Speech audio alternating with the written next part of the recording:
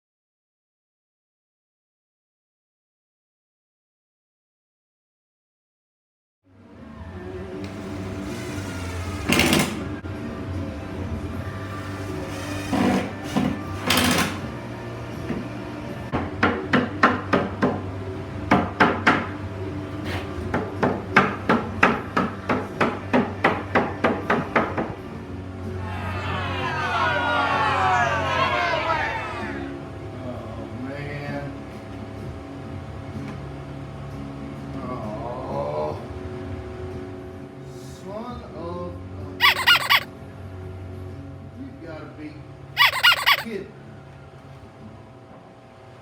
What in the hell? Bunch of piss on cabinets. That sucks. Damn it. Stupid. Stupid cabinet. Always gotta be messing up. Wood's so expensive right now. Wasting money. Making or making? Yeah, that's awesome. Yeah, that's great. Yeah, you're faking it all right.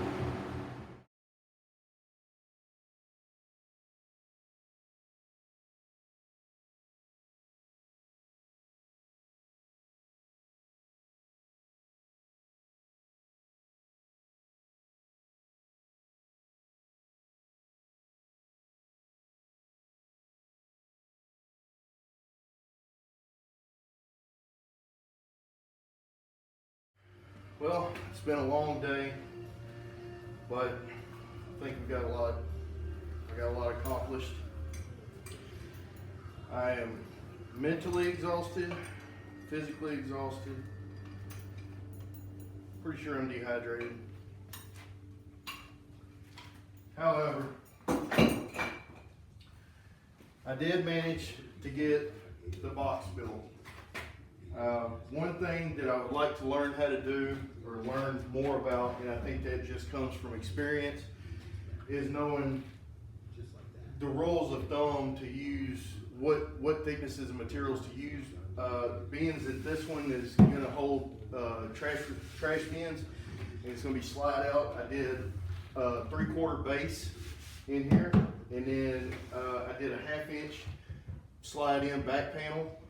And I wasn't really sure how I was going to do it, so I wanted to make sure that I used some pretty heavy sheet goods. I didn't want to use like a 1/4 inch or 3/8 or something back there. I wanted it to be pretty stout. And here I made the mistake. I don't know really what happened with my SketchUp layout. Whenever something got off, and this bottom rail needed to be thicker.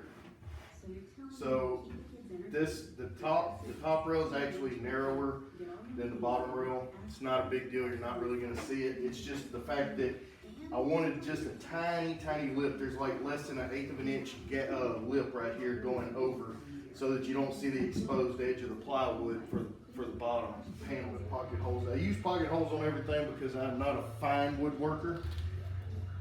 I am a DIY madman. I am a DIY lunatic. If I could find a video how to do brain surgery on YouTube, y'all would be calling me to get a tumor removed. So this is the carcass. I don't know if I'm gonna put any dowels in these pocket holes. I might, just because you really won't ever see them, because like I said, it's gonna be a pull-out trash can. But that's pretty much it. It worked out. Everything worked really well. This is probably the best cabinet I've built up to this point.